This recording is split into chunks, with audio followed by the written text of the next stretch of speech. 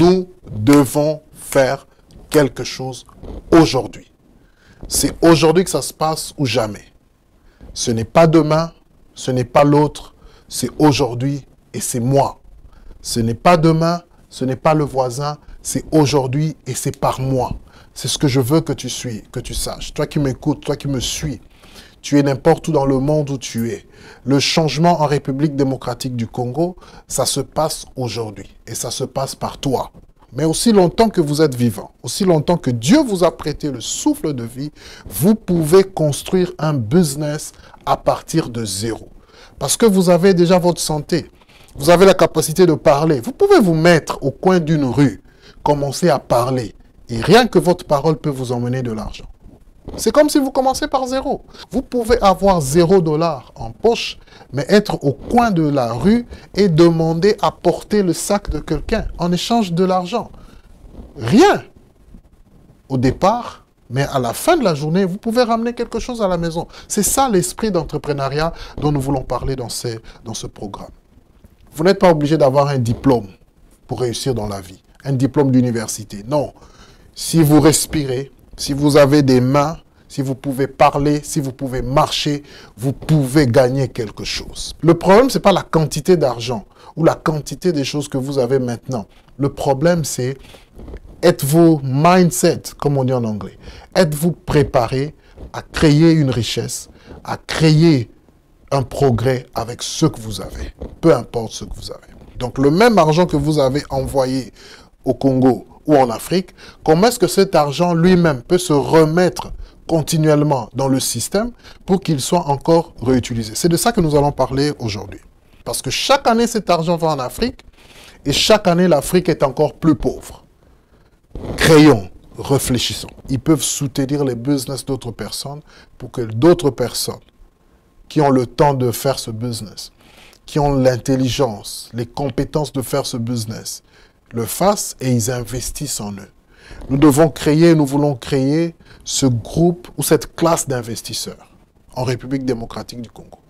Je parle d'investisseurs, mais de petits investisseurs. Je peux me tromper, hein, je ne connais pas tout le monde, mais je ne crois pas qu'il y a des 100 millionnaires en République démocratique du Congo. S'il y en a, il n'y en a pas 3. Il y a peut-être quelqu'un qui a 1 million, 2 millions, 10 millions, 20 millions, éventuellement. Mais il n'y a pas des 100 millionnaires qui ont investi dans les affaires. Il n'y a pas de grandes entreprises en République démocratique du Congo qui appartiennent aux Congolais. 100%. Il n'y en a pas. Je ne me rappelle pas. Je peux me tromper, mais je ne me rappelle pas. C'est ce que nous voulons créer. Mais ça, ce sont des gros investisseurs. L'idée ici, c'est de créer des petits investisseurs.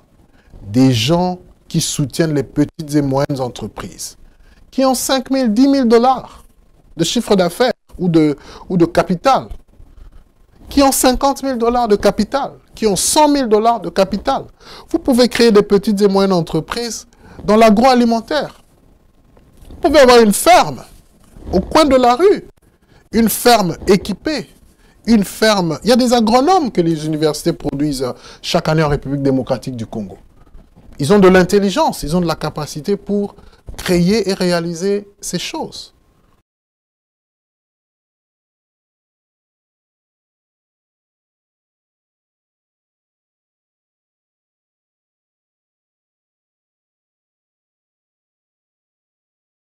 Bonjour, je suis Franck et nous sommes ici au studio ETL.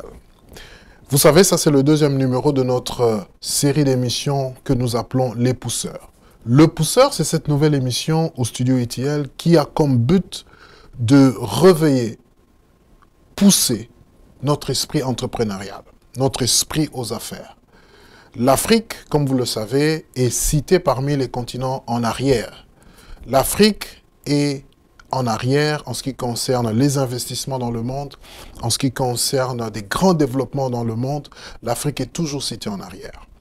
Et c'est une chose que nous devons, nous, Africains, adresser. C'est une chose à laquelle nous devons faire face.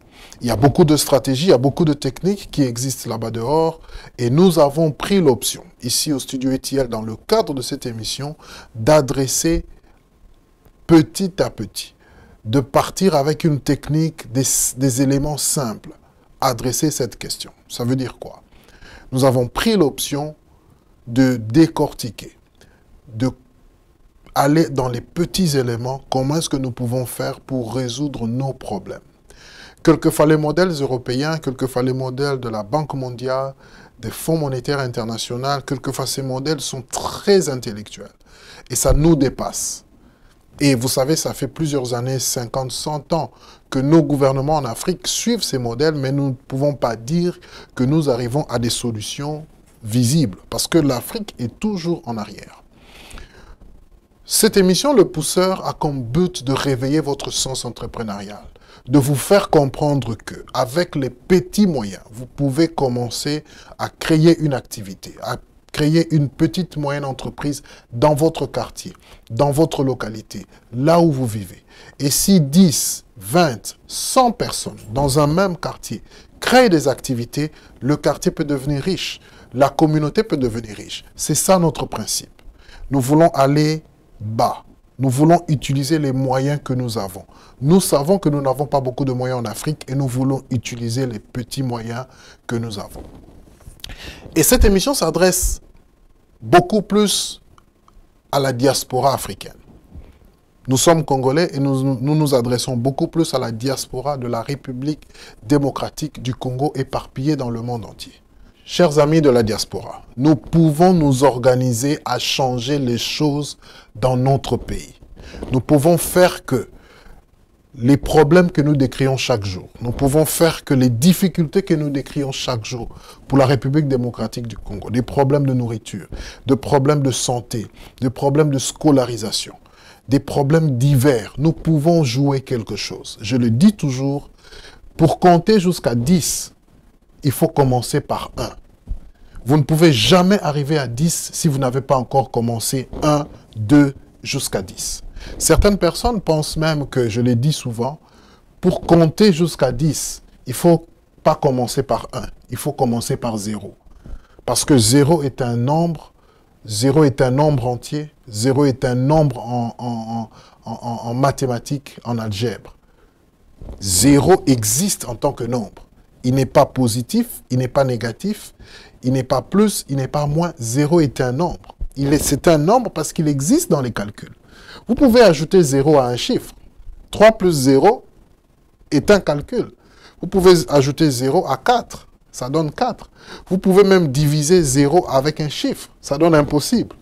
Vous pouvez multiplier 0 avec un nombre, ça donne 0. 0 est un nombre qui a sa part dans le calcul. 0 est un nombre qui existe.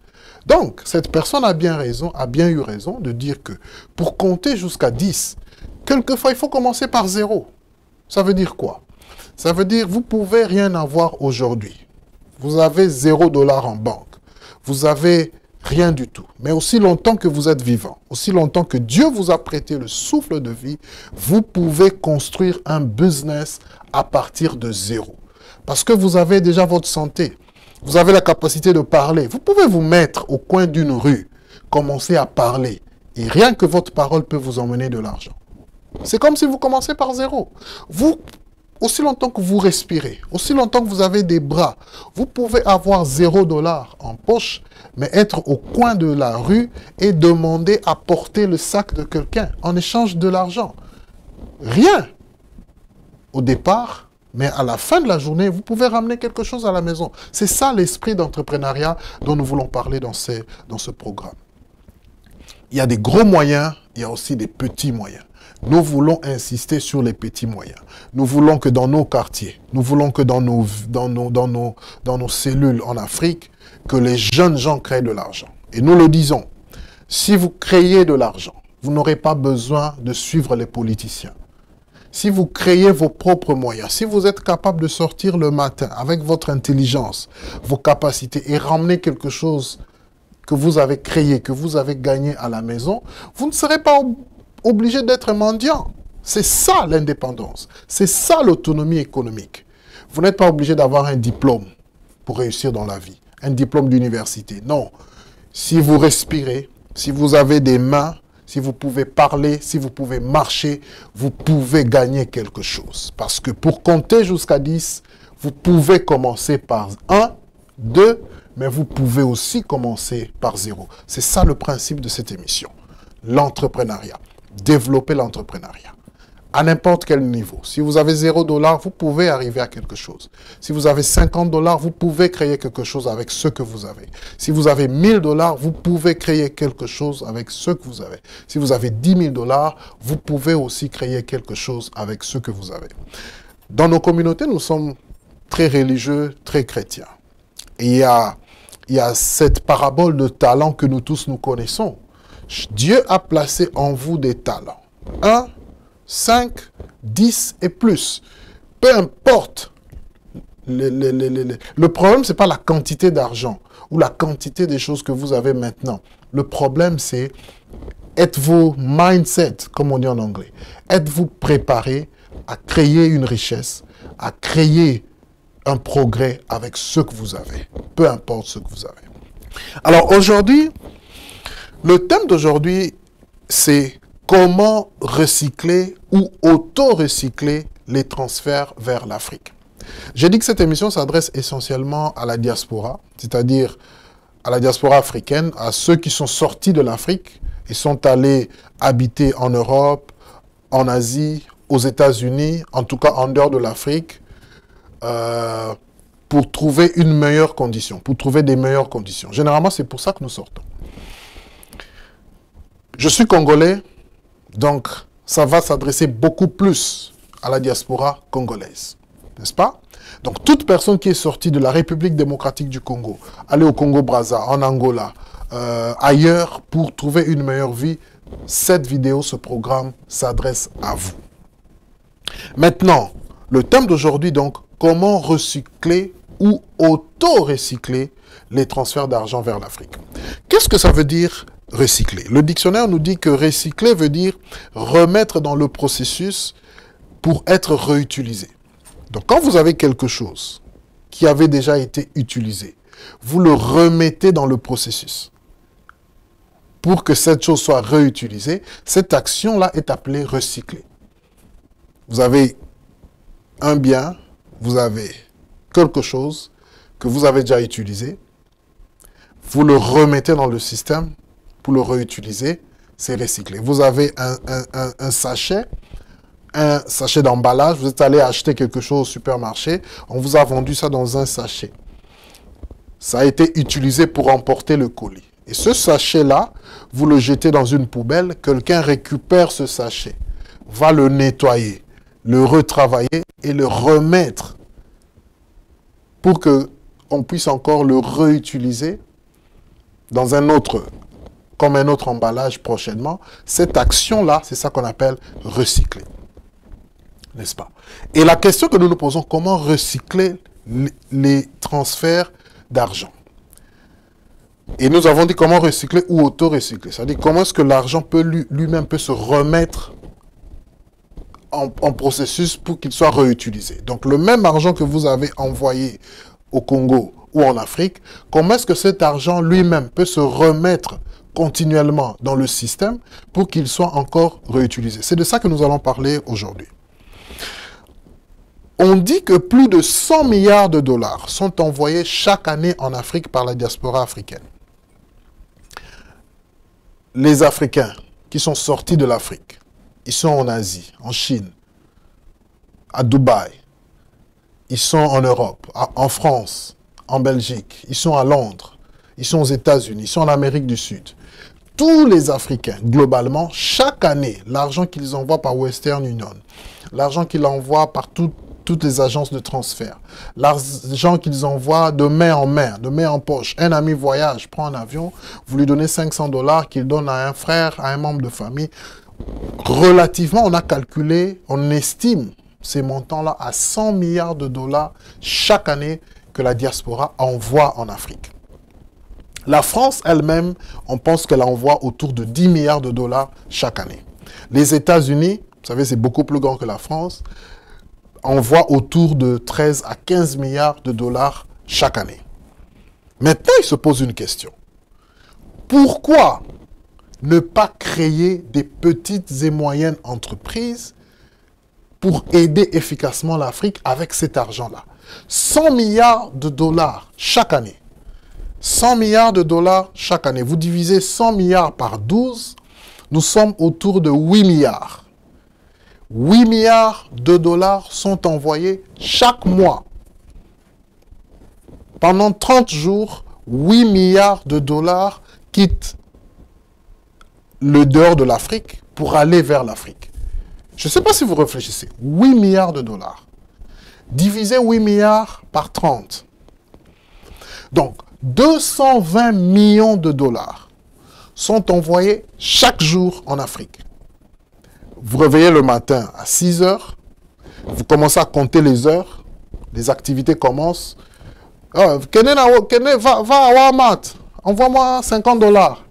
Va ici, à MoneyGram, oh, c'est 200 dollars, non, 120 dollars. Va là-bas, récupère. Vous commencez la journée à 6 heures du matin, vous envoyez 100 dollars, 500, 80, 300, jusqu'à 6 heures du matin le lendemain, 220 millions de dollars quittent le non-Afrique vers l'Afrique. Je voudrais que nous réfléchissions, nous qui sommes dans la diaspora. Qu'est-ce que vous pouvez faire avec 220 millions de dollars par jour? La République démocratique du Congo, c'est une émission internationale, je n'ai pas envie de le dire, mais vous connaissez, vous qui êtes Congolais, vous connaissez quel est le budget national de la République démocratique du Congo. Chaque année, quel est le budget pour faire fonctionner la République démocratique du Congo? Quel est le budget en 5 ans pour faire fonctionner la République démocratique du Congo? Je ne cite pas ça, vous le connaissez. Et beaucoup de pays africains connaissent leur budget. 100 milliards de dollars sont envoyés chaque année. 8 milliards par mois, près de 220 millions par jour. Et donc nous nous posons cette question. Est-ce que nous ne pouvons pas mettre sur pied des mécanismes sérieux pour que nous puissions capitaliser ces 220 millions de dollars, pour que ça aide vraiment l'Afrique? Parce que chaque année, cet argent va en Afrique, et chaque année, l'Afrique est encore plus pauvre. Créons, réfléchissons. C'est ça, le vrai problème. Mais le vrai problème dans cette question que nous nous posons, c'est pas seulement, est-ce que nous pouvons faire quelque chose? Le vrai problème ici, c'est que qui se pose cette question? C'est-à-dire, qui demande s'il n'y a pas moyen de créer des petites et moyennes entreprises en Afrique? Je vais vous répondre. C'est encore les Occidentaux. C'est eux qui font cette estimation et c'est eux qui demandent, est-ce qu'avec ces 220 millions de dollars envoyés chaque jour en Afrique, il n'y a pas moyen de faire quelque chose en Afrique? Je suis écœuré, je suis dérangé que nous, les Africains, nous sommes vraiment en dehors de l'échiquier. Nous sommes vraiment en dehors des choses. Nous ne nous posons pas des questions fondamentales. Tout ce que nous nous posons comme question, c'est quel est le meilleur chanteur à la mode? Quel est le meilleur habit? Quelle est la meilleure chemise? Quelle est la meilleure habit, la meilleure chemise griffée? Voilà des genres de questions que nous nous posons. Et nous sommes affamés. Nos familles n'ont rien chaque jour. Les Blancs, les Occidentaux, les non-Africains, ils se posent la question. 220 millions de dollars quittent leurs économies, vont en Afrique chaque jour. Ils se posent des questions. Nous ne nous posons pas ces questions.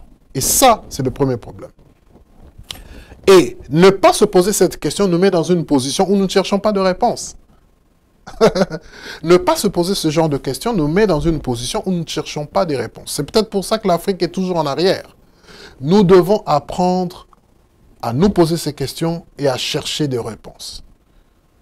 Africains, amis de la diaspora, demandons-nous, que je me demande, moi, Franck, qu'est-ce que je dois faire chaque jour pour que, si j'envoie 100 dollars, 200 dollars, ça crée une entreprise au pays. Quelqu'un va me dire aussi, oui, mais tu sais, ces gens-là, ils se demandent pourquoi est-ce qu'ils envoient 220 millions chaque jour, mais c'est leurs économies qui marchent, n'est-ce pas? C'est leurs économies qui marchent. C'est eux qui prennent les bénéfices sur les transferts. C'est leurs... Oui, tout ça c'est vrai. Oui, mais c'est eux qui nous maintiennent. C'est eux qui nous maintiennent dans la pauvreté. Si aujourd'hui l'Afrique est pauvre, c'est parce que ces Occidentaux, ces non-Africains, c'est eux qui nous maintiennent dans cette possibilité. C'est vrai, c'est probablement vrai que si nous sommes pauvres, c'est eux qui nous maintiennent. Mais j'aimerais vous dire que le monde est un monde de combat. Le monde est un monde où il y a peu d'espace. Chacun de nous veut mettre son pied. Les Occidentaux veulent mettre leur pied. Tout le monde veut retrouver sa part du gâteau. Ne pensez pas que les Occidentaux aujourd'hui vont vous dire, voilà, l'Afrique, on a pitié de vous, ça ne marche pas bien chez vous, on va vous faire des cadeaux pour que les choses s'arrangent. Non, vous devez aller prendre votre paix. Vous devez aller prendre votre réussite. Les Africains, ne pensez pas qu'aujourd'hui, ces Occidentaux vont venir vous aider. Non, ils ne vont pas le faire. Ils ne vont pas le faire parce que vous aider, ce serait ne pas se faire aider eux-mêmes. Chaque personne va vouloir d'abord se faire aider. Donc, nous sommes dans un milieu où vous devez aller prendre votre richesse. Mais ne le prenez pas individuellement. La plupart de nous, nous quittons l'Afrique, nous allons en Europe, nous allons aux États-Unis pour que moi et ma femme et mes enfants, nous ayons à manger. C'est une bonne chose. Mais après que j'ai eu à manger, il faut que je travaille pour ma communauté. Pour que mon compatriote, qui n'est pas ma femme, qui n'est pas mon fils, mais qui est le voisin congolais, puisse aussi avoir à manger. Il faut que nous travaillions pour que mes amis, qui viennent de là où je viens, puissent aussi en avoir. Les politiciens, ceux qui ont du pouvoir au pays, c'est ça qui doit alimenter notre esprit. Nous devons travailler pour qu'un plus grand nombre bénéficie de ces choses. Nous devons faire quelque chose aujourd'hui. C'est aujourd'hui que ça se passe ou jamais. Ce n'est pas demain, ce n'est pas l'autre, c'est aujourd'hui et c'est moi. Ce n'est pas demain, ce n'est pas le voisin, c'est aujourd'hui et c'est par moi. C'est ce que je veux que tu saches. Toi qui m'écoutes, toi qui me suis, tu es n'importe où dans le monde où tu es. Le changement en République démocratique du Congo, ça se passe aujourd'hui et ça se passe par toi. Ce n'est pas le gouvernement. Vous savez, les gens disent, ou quelqu'un va me dire, oui, mais pourquoi tu veux dire que ce n'est pas le gouvernement? Il appartient au gouvernement de changer les choses au pays. Je suis d'accord. Il appartient au gouvernement de changer les choses au pays. Mais nous tous, nous savons que nos gouvernements et nos gouvernants sont des irresponsables. Ils sont irresponsables. Il faut même pas aller à l'école pour savoir ça. Ouvrez YouTube, ouvrez les télévisions. Tout le monde dit, et ce n'est pas un secret, tout le monde sait que nos gouvernements sont irresponsables. Tu vas voir quelqu'un qui vient à la télévision, il parle pendant 1 heure, intelligemment, il te décrit très bien combien les gouvernements sont irresponsables. Vous savez, depuis 1940, 1960, au moment de l'indépendance, tel monsieur avait fait ça, Lumumba, Nani, il avait fait ça, il a fait comme ça, il a fait détruire le pays. Tu sais, si ça marche pas, c'est parce qu'on a zaïréanisé. Tu sais, des choses comme ça, le gouvernement, il a fait, il a volé. C'est un pays d'irresponsables. Il vous décrit très bien combien est-ce que nos gouvernements africains, congolais et africains en général, sont irresponsables. Et à la fin, quand vous lui demandez, ok, très belle lecture, vous avez très bien compris les événements, mais quelle est la solution? Il vous dit, oui, la solution, il faut qu'il y ait un gouvernement responsable. La solution, il faut que les choses se passent bien. C'est là que moi je me dis, oh mon Dieu, tu viens de décrire combien pendant 60 ans, il y a eu 100 gouvernements qui n'ont pas été irresponsables. Tu viens de décrire très bien comment est-ce que les gens ne peuvent pas être responsable dans le pays, et pour solution, tu nous proposes qu'il faut un gouvernement responsable. Je suis like, sérieusement? Et c'est ça le genre de personnes que nous avons. Nous utilisons les mêmes méthodes qui n'ont pas donné des résultats. Chaque jour. Les mêmes méthodes qui n'ont pas donné des résultats, c'est les méthodes que nous voulons utiliser.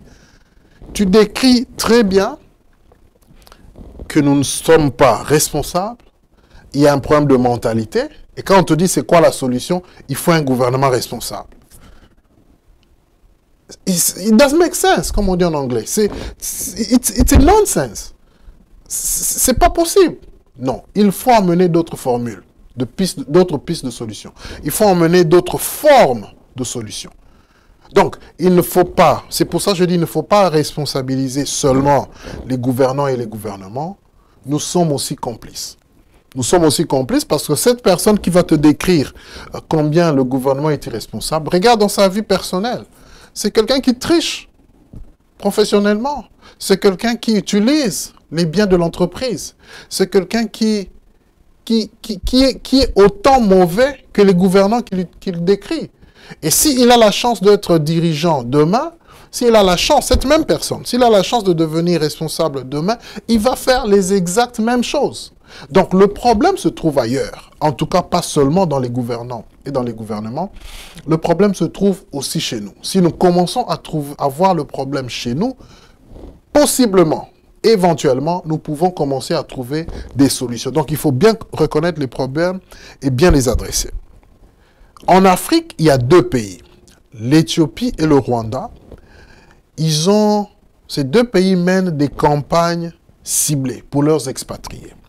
Et ce sont les deux seuls pays en Afrique qui ont vraiment mis sur pied une politique magnifique.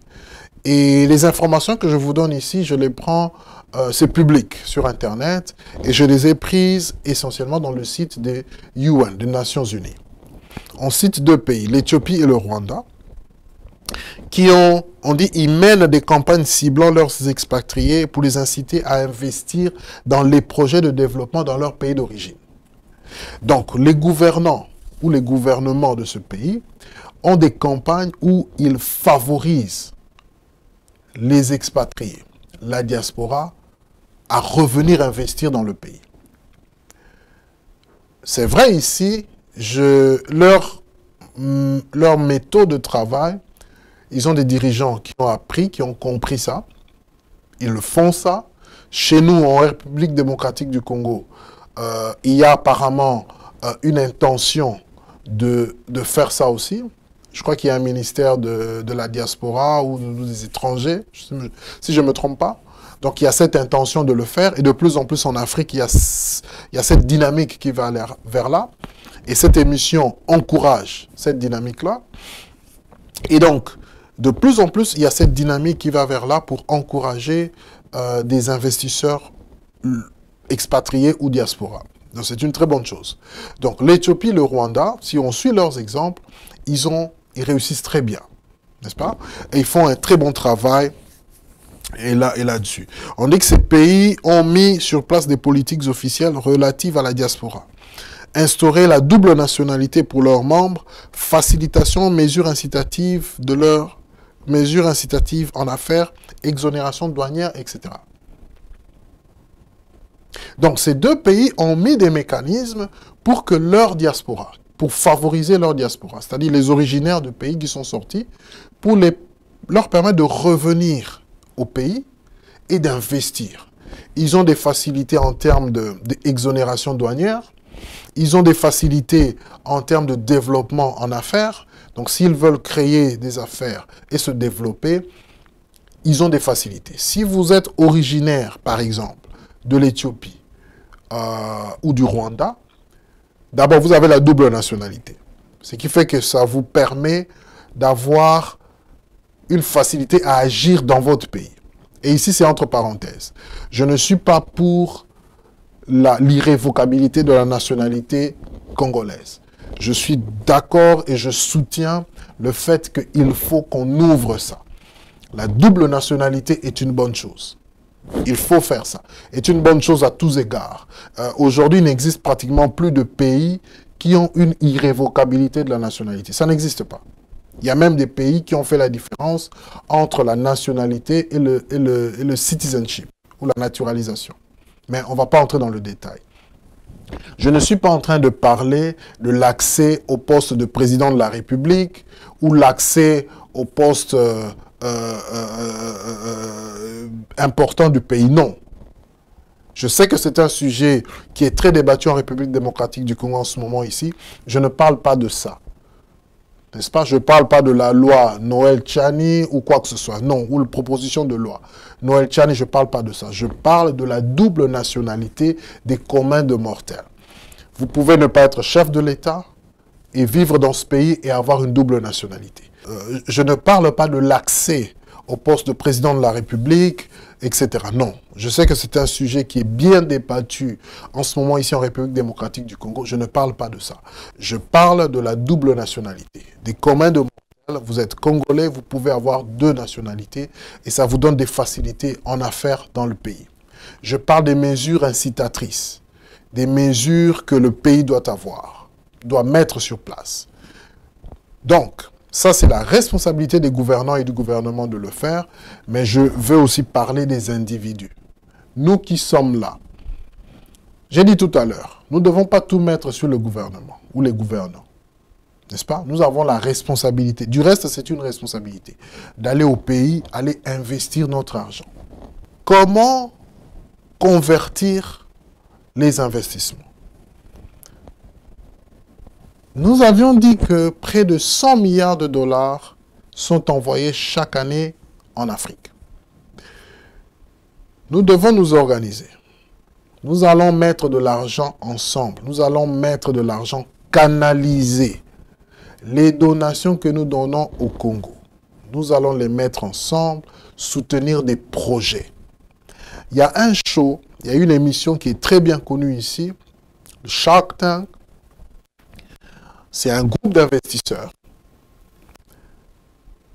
Ils se mettent, ils ont de l'argent et ils invitent des gens qui ont des projets, des gens qui ont des business qu'ils ont commencé, mais qui ne savent pas aller plus loin. Ils les invitent. Montrez-nous le business que vous avez. Qu'est-ce que vous avez déjà fait? Nous sommes prêts à investir dans votre business. Vous avez besoin de combien d'argent? Nous allons mettre de l'argent dans votre business pour que vous allez plus loin pour vous, que vous fassiez plus de bénéfices et que, quand vous avez fait des bénéfices, vous puissiez nous retourner notre argent. C'est le modèle que nous voulons faire. Le studio ETL crée un groupe, les pousseurs. C'est le modèle que nous allons utiliser. Mettre de l'argent ensemble. Soutenir des projets. Vous êtes Congolais. Vous êtes en République démocratique du Congo. Vous êtes en dehors du Congo. Vous êtes en Europe. Vous êtes aux États-Unis. Vous êtes en Asie, partout. Vous avez commencé un business. Vous avez besoin de 5 000, 10 000, 100 000 dollars, 500 000 dollars. Vous voulez que quelqu'un vous aide. Vous ne pouvez peut-être pas accéder à la banque ou aux banques. Parce que vous avez des problèmes de crédit, vous avez des problèmes de... La banque ne sait pas vous prêter cet argent.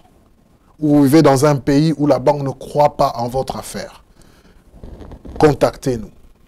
Nous allons mettre sur pied, et nous sommes en train de mettre sur pied d'autres Congolais. Avec 100 dollars, avec 500 dollars, ils vont mettre de l'argent et soutenir votre entreprise.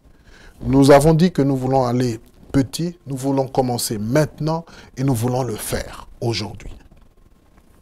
Vous êtes un entrepreneur, vous avez une idée d'affaires, vous avez enregistré votre entreprise, vous voulez aller quelque part, ce qui vous manque c'est l'argent.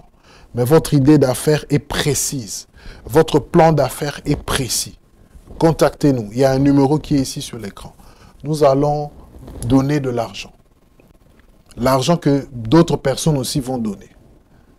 Donc le groupe de pousseurs, il y a un groupe de gens qui comprennent qu'avec 100 dollars, 1000 dollars qu'ils mettent dans la caisse, ils peuvent soutenir les business d'autres personnes pour que d'autres personnes qui ont le temps de faire ce business, qui ont l'intelligence, les compétences de faire ce business, le fassent et ils investissent en eux. Nous devons créer, nous voulons créer ce groupe ou cette classe d'investisseurs en République démocratique du Congo. Je parle d'investisseurs, mais de petits investisseurs. Nous voulons créer cette classe de petits investisseurs. Il faut que ce soit une classe. Vous savez, en République démocratique du Congo, il n'y a pas de richards, il n'y a pas de milliardaires. Je ne me rappelle pas qu'il y a des hommes qui sont des milliardaires ou même des millionnaires, des centaines, des 100 millionnaires au Congo. Je ne pense pas qu'il y a des 100 millionnaires. Je peux me tromper, hein, je ne connais pas tout le monde, mais je ne crois pas qu'il y a des 100 millionnaires en République démocratique du Congo. S'il y en a, il n'y en a pas 3. Il y a peut-être quelqu'un qui a 1 million, 2 millions, 10 millions, 20 millions, éventuellement. Mais il n'y a pas des 100 millionnaires qui ont investi dans les affaires. Il n'y a pas de grandes entreprises en République démocratique du Congo qui appartiennent aux Congolais. 100%. Il n'y en a pas. Je ne me rappelle pas. Je peux me tromper, mais je ne me rappelle pas. C'est ce que nous voulons créer. Mais ça, ce sont des gros investisseurs. L'idée ici, c'est de créer des petits investisseurs. Des gens qui soutiennent les petites et moyennes entreprises. Qui ont 5 000, 10 000 dollars de chiffre d'affaires ou de capital. qui ont 50 000 $ de capital, qui ont 100 000 $ de capital. Vous pouvez créer des petites et moyennes entreprises dans l'agroalimentaire.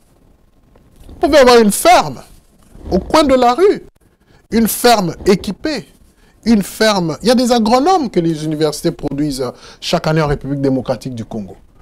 Ils ont de l'intelligence, ils ont de la capacité pour créer et réaliser ces choses.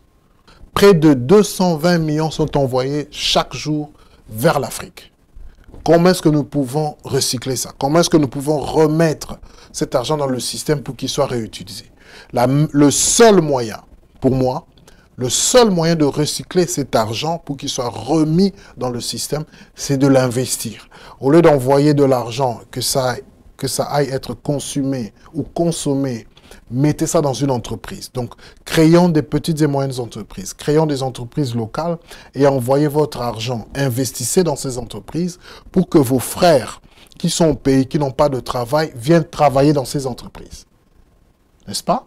Au lieu d'envoyer de l'argent, 200 $ pour que quelqu'un aille dans un hôpital cher pour qu'il puisse se faire soigner, ces 200 $ là, envoyez-les créer une mutuelle de santé, sponsoriser un hôpital qui peut offrir des services de 50 $. Est-ce que vous comprenez ce que je dis? Quand quelqu'un reçoit une facture de 200 $ qu'il doit payer pour une facture médicale, si vous lui donnez ces 200 $, c'est parti pour la facture. Mais si vous donnez 200 $, les mêmes 200 $, vous associez ça avec les 200 $ ou les 100 $ d'autres personnes. Vous créez une dispensaire et qui est accessible à plus de gens. Le même service de 200 $ au départ va coûter peut-être 50 $. Et cette personne-là, qui est votre personne, va appartenir dans une mutuelle de santé et va soit payer 50 $, soit payer moins. C'est ça le recyclage. C'est ça, mettre de l'argent dans un système qui crée de l'argent lui-même. Ça rentre à créer une industrie agroalimentaire, à créer un poulailler, de sorte que chaque mois, une poule sort, on donne à cette personne. Après 10 ans, la personne va gagner plus. C'est ça le recyclage. Au lieu d'envoyer pour que ce soit consommé, envoyer de l'argent pour créer des entreprises. Le rôle du pousseur, c'est donner des idées. Ce qui fait qu'à la fin de la journée, nous ne serons plus obligés de renvoyer de l'argent tout le temps parce que le premier argent que tu as envoyé a recréé un autre argent. Au lieu d'envoyer chaque mois, cet argent-là va commencer à se faire envoyer chaque mois parce qu'il se produit chaque mois. N'est-ce pas? Donc, et le seul moyen pour le faire, c'est de créer des petites et moyennes entreprises. L'argent que nous avons, nous allons mettre ça ensemble pour financer les petites et moyennes entreprises. Vous êtes Congolais, vous êtes en Afrique, vous êtes au Congo, vous avez une entreprise, vous avez un projet d'affaires, un business. Faites-nous savoir votre projet d'affaires. Nous allons l'étudier. Nous avons des équipes qui savent comment évaluer la vitalité, évaluer votre entreprise, savoir s'il est viable. Si votre entreprise est viable et si elle est bancable, nous allons mettre de l'argent dans votre entreprise. Nous voulons des petites entreprises, pas des grosses entreprises qui demandent 500 millions de $, non. Nous voulons des petites entreprises parce que l'idée que le modèle que nous utilisons, c'est un modèle entre des coopératives de développement et des petites et moyennes entreprises. Donc c'est le modèle où nous sommes entre les deux.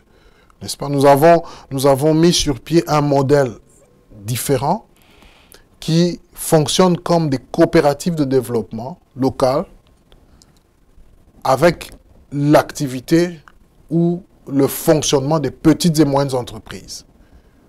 Voilà, ça c'est le premier moyen de comment recycler ou convertir votre argent. À la prochaine émission, nous allons vous donner en détail quelles sont les entreprises ou quels sont les projets sur lesquels vous pouvez travailler pour convertir votre argent. Et si vous êtes déjà dans ces projets-là et que vous avez des difficultés, contactez-nous, nous allons voir comment vous aider. Donc, c'était le Pousseur Studio Etia. Merci et à la prochaine. Bye.